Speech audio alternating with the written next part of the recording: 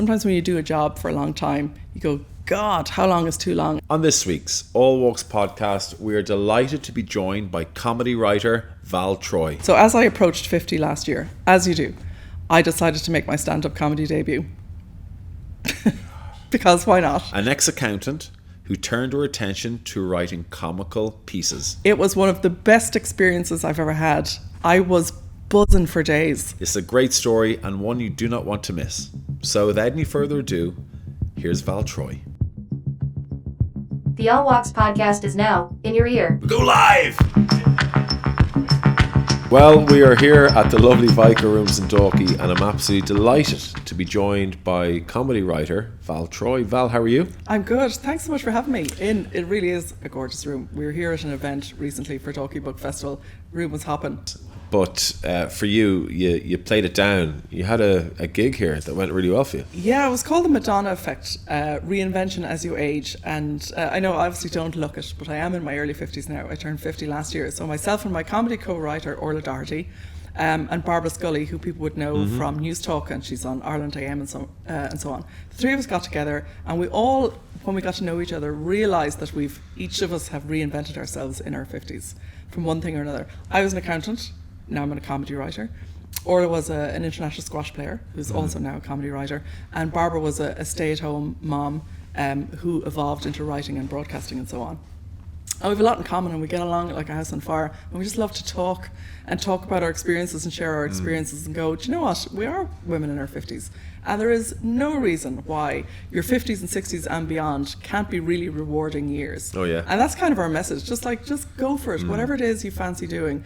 And I suppose there are freedoms that come with being in your 50s. Like I have 3 teenagers, but they're older and more independent now from when they're kids, and I have time and freedom and independence to do things now that I couldn't do back in the day. Yeah. And I think I'm also blessed in that because I'm an accountant, no one expects an accountant to be funny. So it's great to be the underdog. And you'll know that from sport as well. I think it's a really powerful position to be in, to be the underdog, because no one has any expectations, and it's just great, and you can just go wherever you want, whatever you want. I'd say it'd also be very handy when it comes to budgeting for projections. I'd say. You know what? Every good show has a spreadsheet behind it. Mm-hmm. People laugh when I say this, but if you take anything like Ireland, the Department of Finance runs everything. There's always an accountant behind everything, and it has to make sense. Yeah. Like when we do our comedy gigs for Funny Women, one of the things we insist that everybody gets paid, because we appreciate the craft of comedy. We want to be good people to work with and to work for, and so that is important to us. And if you're charging money for a ticket, there is a responsibility to put on a good show, and that everybody gets paid at the end of it all. So it's like a little business all on its own. That's how I think it. Anyway, You need a strategy, you need a bit of a business head, and listen, you can't beat a good spreadsheet. You can't. It's just so fascinating, like for you, meeting a friend of yours or being in a bar or being in a coffee shop. What do you do? I'm a comedy writer. Yeah. There's something mysterious about that. There's something lovely. There is, and you know what, for a long time, it took me a while to evolve into that. When I was, I think it's just an Irish thing about having notions. Like, to say you're a writer, you're like, can I really say I'm a writer? Like, what am I backing that up with? Yeah. And when people ask me what I did, even when I started my comedy writing journey, I was like, I'm an accountant. Like, it took me a while to really own it. But I think things began to change when I really did own it. And when people said, like, what do you do? I said, well, I'm a comedy writer now, because I'm just going to lean into it and try and make this work. Love it. And be dogged and determined to succeed, but also determined to learn the craft of writing. So the first thing I started to write was a novel. I thought, I've never written a novel before, and no matter anything that I wrote, I always found a funny side to it. So it made sense to me to write a comedy novel, which has evolved into a rom-com. But I knew I didn't know how to write a novel, and I appreciate that there is a craft to these things. You don't just open up a page and write a blockbuster, or open up a Word document and create something that's fabulous. So I found a community of people who taught me the craft of writing. So you get both sides of the industry, the writing, the craft, and the industry, and the imposter syndrome, the resilience, the coping with rejection. So you've kind of everything you need to get it done, but you just have to knuckle down and get it done. No one's going to write the story for you, and you have to write. I like to write what I would like to read, and that's what I've done. It's my voice. These ideas have come from my head, and it's just such a powerful thing to create a world of characters in a setting and send them off on an adventure. It is crazily powerful, and it's just really exciting. And I hope in the fullness of time when it gets published that people will enjoy reading it as much as I've enjoyed writing it. Terrific. And when is that hoping to be published? So where I'm at now, myself and both Orla, my comedy co-writer, we have an agent, WGM Talent in London, and they're handling our book project and also a separate project. Orla and I have co-written a sitcom, as you do. We just wondered if we could, and we said the only way to find out whether we could write a sitcom or not is to actually write it. And we were so lucky when we put it out into the world first. It got longlisted in the UK in Female Pilot Club's screenwriting competition. Okay. We couldn't believe our luck. So kind of buoyed by that success. No, we didn't win, but that's okay. But it was so satisfying to think that we have put something out there that we've created, and somebody read it and enjoyed it and felt there was value in it. So we've worked that up some more. So that's out in submission in the UK as well. God, terrific. So a novel, a little bit of a sitcom on the way. And then last year I decided, if I'm a comedy writer, the best way to figure out if my writing is funny or not might be to tell some jokes in front to some total strangers. So as I approached 50 last year, as you do, I decided to make my stand-up comedy debut. God. Because why not? Where was that on? So I did a little research first. So because I'm an accountant and I like to have a little bit of strategy. So I went to some comedy clubs, and there's a comedy club called Shin A. It's Hysteria. A pub is called Shin A. It's on Ormond Quay near the Halfpenny Bridge in town. And the comedy club is called Hysteria Laughter. And I chose it because it's cozy, it's small, it's diverse, it's inclusive, it's really supportive of debuts. And I made a commitment to the MC on the night, Ali O'Rourke, that I was going to make my debut on a Wednesday night in the club. And I went through a whole cycle of emotions. I thought, this is the best idea I've ever had. And then I thought, oh my God, this is the worst idea I've ever had. And I could have pulled out an hour before the show, but I said, you know what, I've made a commitment. I'm not going to let her down. I'm going to do this. And so I wrote my set. I learnt it off, and I said, no matter what, these words are going to come out of my mouth. I was very nervous, but I was very determined to get it done. And genuinely, it was one of the best experiences I've ever had. I was buzzing for days. Like, the gig was on a Wednesday night. It was kind of Friday lunchtime before I calmed down. Like, it was just such an out there thing for a 50-year-old accountant to try or to do. And I absolutely loved it. And it's How long ago was that? That was just over a year ago. God. So that was in April of 2023. It just seemed, it was one of these things. I mean, I have to say, I didn't long harbour an ambition to be a stand-up comedian. But once the idea got into my head, I couldn't shake it. And the only way to satisfy it was to try and do it. So I kind of weighed up the possible outcomes. I said, this could be really good, it could be very average, or my set could be awful. And I thought, you know what, even if it is awful, I'm going to be in the nursing home in my golden years going, do you remember the time I did the stand-up comedy in 2023? So I would rather try it and it be awful than never try it. It's a great mindset. We're gonna get to you and that transition from being an accountant in the world of figures to being a comedian in the world of comic writing. Let's go right the way back. What was life like for you growing up, Val? So I live in Dublin now, but I grew up in County Mayo. Went to an all-girls convent school, educated by the nuns. Okay. And you know what, the nuns get a lot of stick, but I have to say, the nuns in our school, they were great crack. They were formidable women. Like, they were absolutely incredible. And to this day, like, I think we look back on national school years and secondary school years, and like, we were taught by these mostly women back in the day, nuns, and they, like, their attitude was, you know what, girls, get a good education, maybe go to college if that's what you want to do, and just take off from there. And, you know, in terms of growing up, I'm the youngest, I have 2 older siblings, and the view at home was, listen, get a good education, at least. Go to college if that's what you want to do, and crack on from there. And that's what I did, and it was a very well-worn path in terms of school and secondary school. I did a business studies degree in UL, which I absolutely loved, and then I joined KPMG to qualify as an accountant, and the first thing I did there was I met my now husband. Okay. Also an accountant. Listen, we met in an audit. As I said, this love story just writes itself. We met in the factory in Dublin that makes Bailey's Irish Cream. Okay. We met outside the front door in reception. Anyway, so we've been married 24 years now. We've 3 kids, 3 teenagers. So I did the whole accounting thing for 20 years. And I absolutely loved it. Yeah. You know, there's only so many month ends that you can do. Like, comes around 12 times a year, they're all the same. And as I always say, sometimes when you do a job for a long time, you go, God, how long is too long? And for me, that point came years ago. It was very early January. And instead of wishing somebody a happy new year, I wish them a happy year end. I was like, do you know what?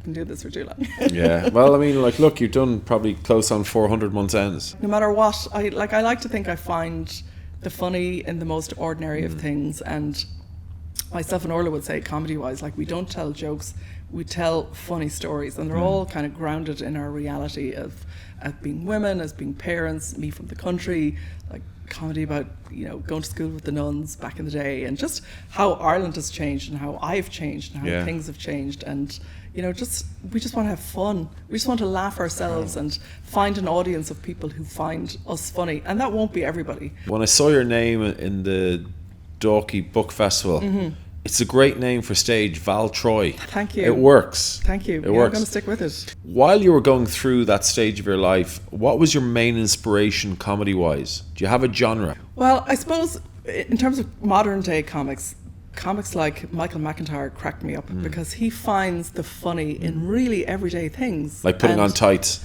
Putting on tights, or having a bath, and making a cup of tea, salt and pepper shakers, whatever it is. Like the drawer in your house, which is all the keys in it, and all the random menus from takeaways.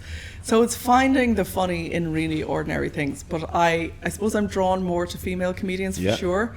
I think there's incredible talent in Ireland. Adore Deirdre O'Kane, Emma Doran, Joanne McNally is phenomenal. And I think what is amazing about them is that when you're at a Joanne McNally show, it feels like you're having a one-way conversation.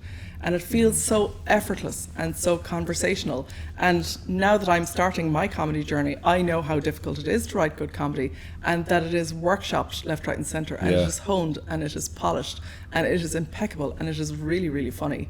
And it's really satisfying now that so many female comedians are coming through the ranks. And I suppose that was partly why Orla and I were drawn to Funny Women, an organisation set up in the UK 20 years ago whose purpose was to support women and bring female comedians into the industry, an industry that was historically male dominated. Yeah, but look, And it was set up by a lady called Lynn Parker, and she was working with a promoter in a comedy club 20 years ago, and she asked him why there were no women on the bill, and he said, well, because there are no funny women. And she said, out of spite, she went home and she registered the domain name Funny Women from that, and set about a project to bring people into the industry. So Orla and I are now, since last year, we're the Irish producers for Funny Women in Ireland, and we've had 3 sold out shows in the main room in Whelan's in Wexford Street. Brilliant. Which is such a whopper venue, and Deirdre O'Kane has headlined, and the Dirtbirds have been there, Justine Stafford, Emma Doran. We MC it, produce it, and we perform it as well. And some, like Amanda Brunker made her stand-up comedy debut at our show, and you're not going to get that anywhere else. And it was as magnificent. Is she doing a bit of stand-up? She had never done it before, and she said of all the things that she has done, she has never done stand-up comedy before, and she was dying to give it a go. And she's just such a supportive person. She is a huge supporter of ours. She is very funny. Yeah, she's a great person. She's so talented. Yeah. Her shows and her plays, and I've been to 2 of them recently, like they're just phenomenal. So like for us to meet these people, and I always make the example of this time, or February last year, I went to see Deirdre O'Kane's show in the Olympia, and then in November last year, I had the privilege to introduce her on stage at our show.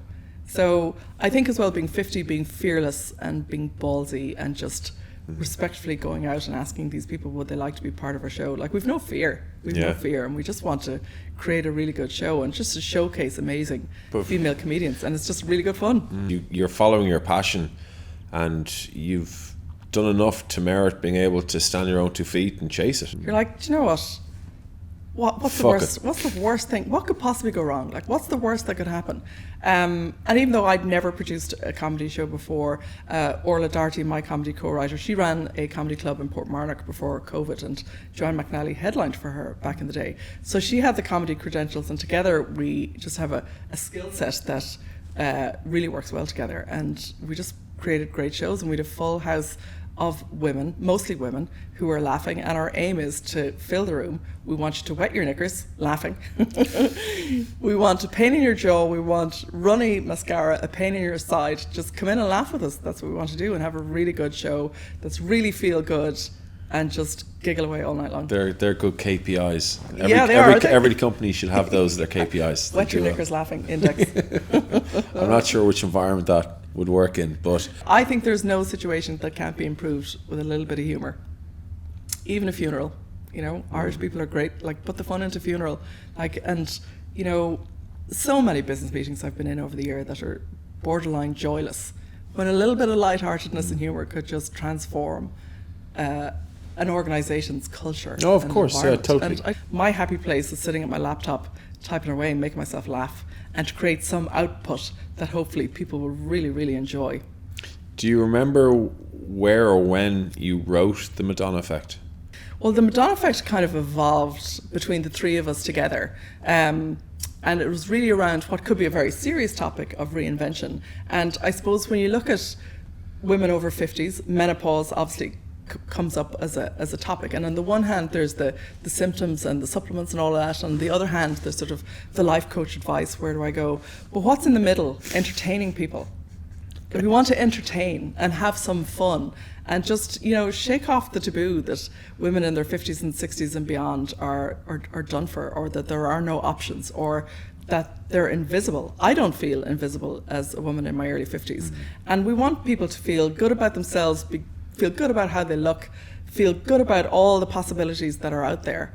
Modern medicine, diet, nutrition, people are living longer, people are more active for longer. Yes, and for sure. that's so important. Part of being able to do all of these things and enjoy all of these things is to be, you know, mentally energized and to look after ourselves in terms of diet and exercise and movement and so on. It's a great message. What I find is, like, old habits die hard. I'm a real 9-to-5 girl no matter what. I'm a real Monday to Friday 9-to-5 girl. So writing fits around my lifestyle, which is great, but I can be really diligent and I can get a lot of work done in a short space of time. But I also know it's important to rest and recover, which I try to do during the summer, especially when the kids are off. I really want to enjoy the summer. But also creatively, you kind of have to refill your cup. You have to be out there. You have to meet people. You have to find yourself in silly situations. You have to have conversations where someone will use a turn of phrase or there's some whopper misunderstanding. So you have to be out there to kind of keep the creative cup kind of flowing over. And so that's really what I do during the summer. And also, I suppose, I love the new year. New year, new start, January, you know, that get up and go feeling. But I also get that in September in real back to school time. So I use the summer to plan what we're going to do in the autumn and just get stuck in hell for leather and then rest in Christmas and go again. So that's kind of my cycle during the year in terms of work and creativity. You're going to be busy. Have you a big plan coming up for like September, October? Well, our next plan is to potentially take the Madonna Effect, the talk that we did at the book festivals, and expand it into something more, to make it bigger, make it better, to make it a show of its own. And it will be a combination of comedy and storytelling and panel discussion. It'll be fun, it'll be uplifting, it'll be the crack. The three of us roast each other non-stop, and it'll just, you know, the events that we've done in the past, like, this is going to sound a bit mad, but the energy in the room is just hard to describe. Like, you can just fill the room with people who are hungry for that message. And I think there is an appetite out there for women of our age to be entertained in a way that's targeted and meaningful for that age group. Love that. So we're going to try and create a show that ticks all of those boxes so that people leave our show feeling really good about themselves, about their age, about the possibilities that are out there, and just to be really enthusiastic to say that if there is some little reinvention, and it could be something tiny, it could be learn the piano or learn to paint or walk more steps or start to jog. It can be anything that you want it to be, that people are encouraged to maybe give it a go and not worry about what people think, or not worry about whether you succeed or not, and just to enjoy the journey of learning whatever it is that you want to do. So that's kind of the message, that's kind of the vibe, that would be the theme of our show, and we're just in the early stages of hopefully pulling that together, and we'll see what happens. Well, I tell you, the energy you have when you get speaking about it, it's very clear that you're excited by this. You know, you're driven, you're ambitious, you've got a real purpose. We're also nervous. We've also, you know, we've done 2 book festivals for the Madonna Effect, and when we did the first one, we were like, is this going to work? Is this going to be good? Now, we knew we'd prepped it, so we felt confident that it would be good, but it exceeded all our expectations. You don't know until you're in front of an audience. You just don't know until you're in the room and you see how it goes. And then, because the first one at Listowel Writers' Week we didn't assume that the Dalkey Book Festival event would go well. We said, you know what, let's just bring our A game and make sure that it's really good and really tight and really entertaining. And the event sold out 2 or 3 weeks beforehand, and we just couldn't believe it. And we were in this beautiful beautiful in the Vico rooms. It was absolutely hopping. The energy was really good. Yeah. And we had a load of fun, and we think the audience did too, and the feedback has been phenomenal. Well, and we're hoping that's energized us to go further. We're hoping to have you back now with the new show. Love to be back. We'd love to be back in here. We need to find a date that suits yourself and the gang, but hopefully we'll find a time. I think you're talking about the end of September. Yeah, definitely into the autumn. We hope to Yeah. run we've a couple more book festival events coming up in mid-October and one in November, and we're going to try and slot this in around it and just see where it goes. But we want to make sure it's really tight and really good, and that we're ready to go, and that when people come along, they're just going to have a really good fun night out. Would you ever contemplate like writing a TV show or a movie? Is that something that interests you? Right now, the novel is my big priority. So it's being edited at the moment, and hopefully by early September, it'll be ready to go out onto submission. It has hopefully Marion Keyes vibes off it. It's light-hearted, it's set in Ireland. Unsurprisingly, it's about a single accountant on the lookout for love. I can't think where I get the inspiration from. I just think there are not enough stories about accountants in pop culture. I think We've we got need more. cop shows, doctor shows, like there just aren't enough. So listen, the market doesn't know it needs it yet, but I'm here.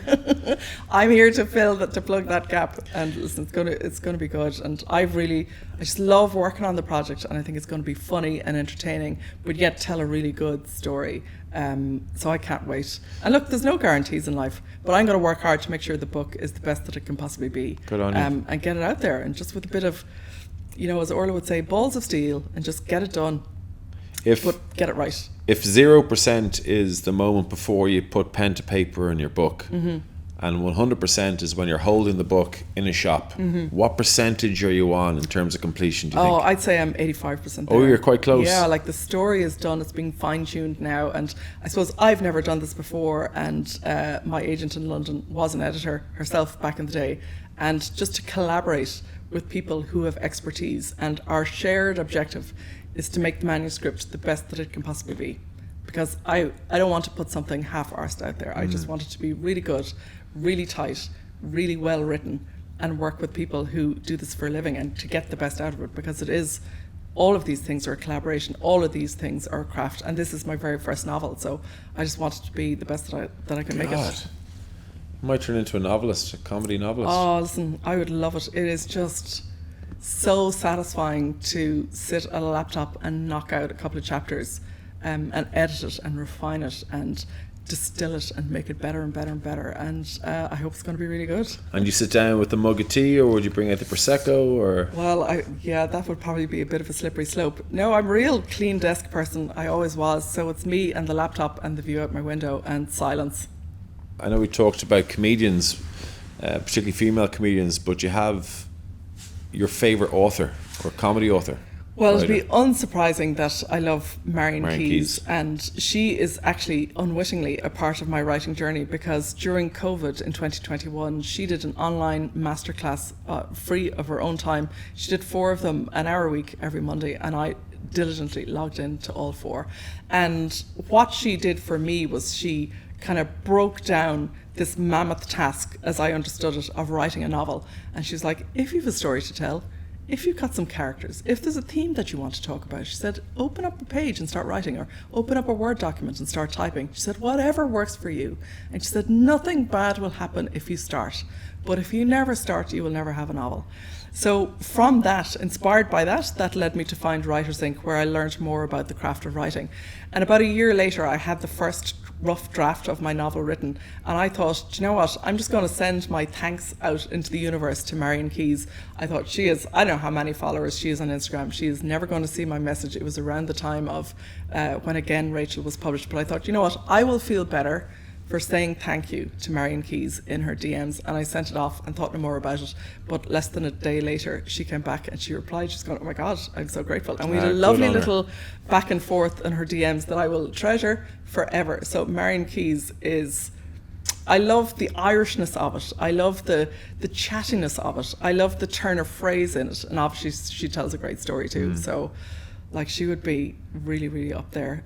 Caroline Grace Cassidy, I love her stuff too. I love Ciara Geraghty. Like, Irish female writers are my thing, and I love to read books that make me laugh and make me happy.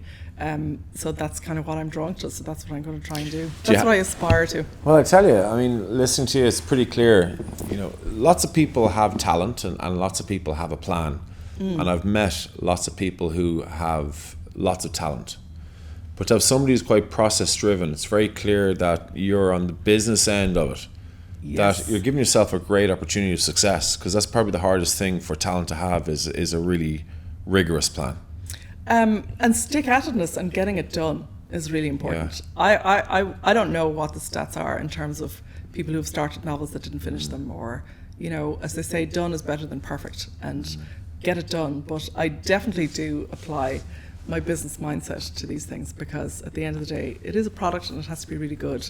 But I work really hard at it. If it does happen, it didn't happen by accident. It definitely didn't happen overnight.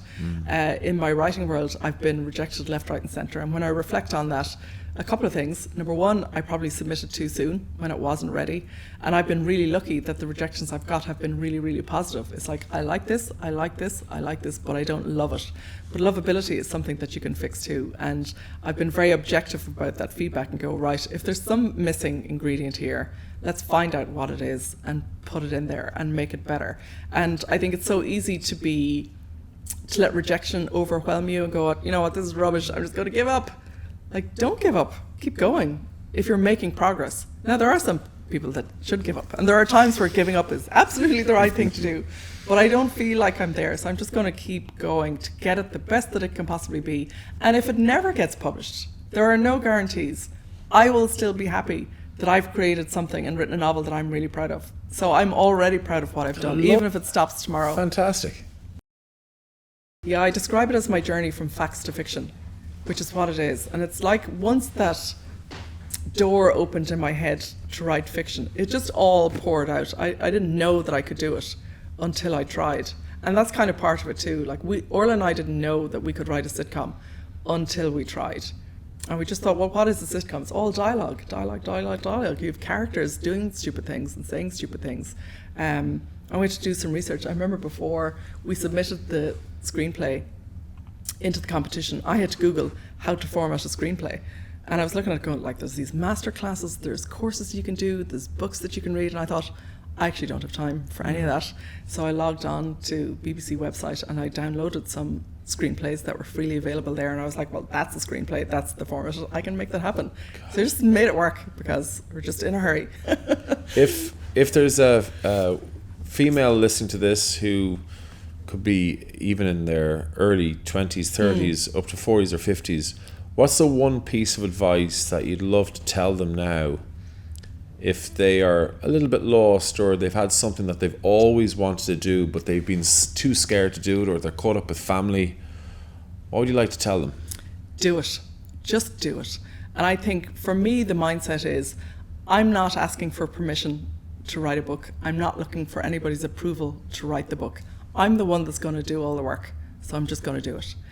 But I think the key to success is finding a community of people who share similar objectives from you, because the energy from that group can be really infectious and it can really drive you on, because you have a shared objective and you learn from each other and you build relationships. And look, I love talking, I talk all day, and I love people and I love people's stories. So if there is something that you have an inkling to do, like maybe you're overwhelmed right now, but don't say, oh, I'm never going to do it. Maybe now is not the right time to do it. Maybe you need circumstances in your life to change before you do it, but don't give up at it and have a go at it. And ask yourself, like, what is the worst thing that can happen?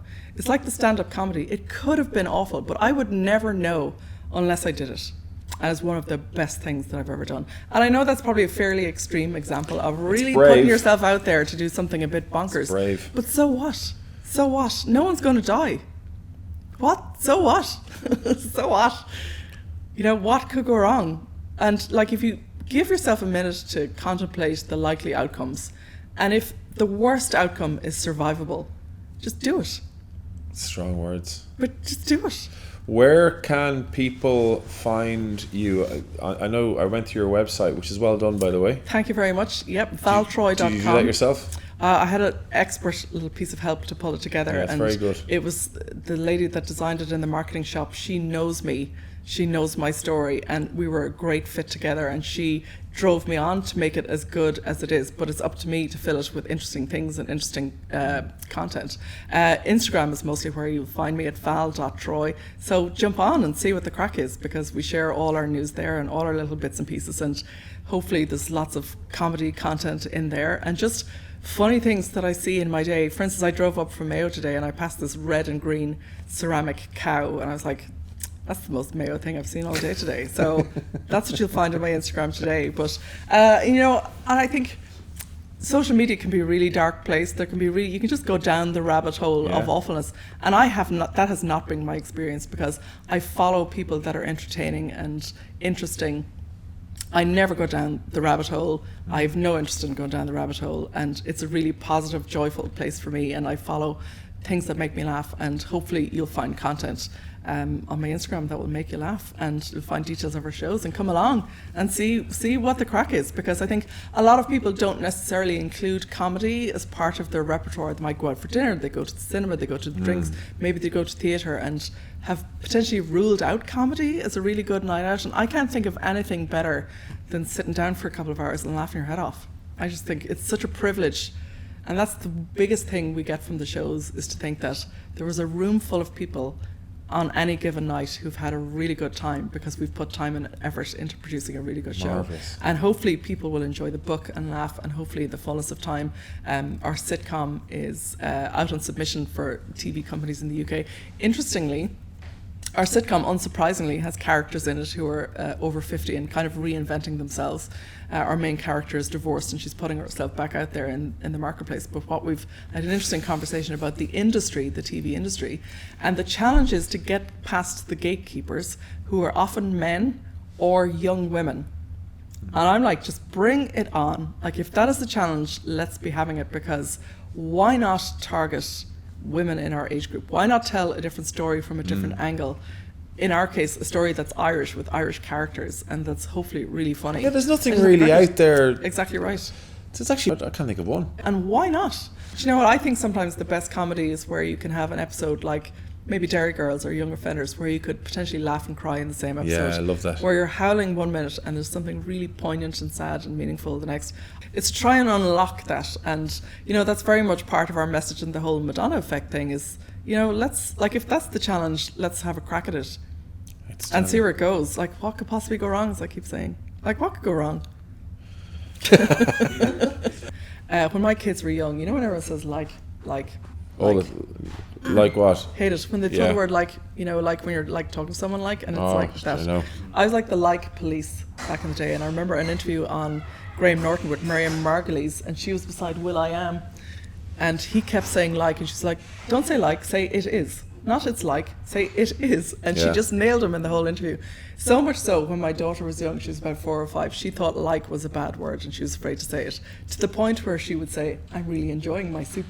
Because she didn't think I was like, every time they said I was like, don't say don't say it. Well, Val, I must say it was really interesting having you coming in and giving us so much information.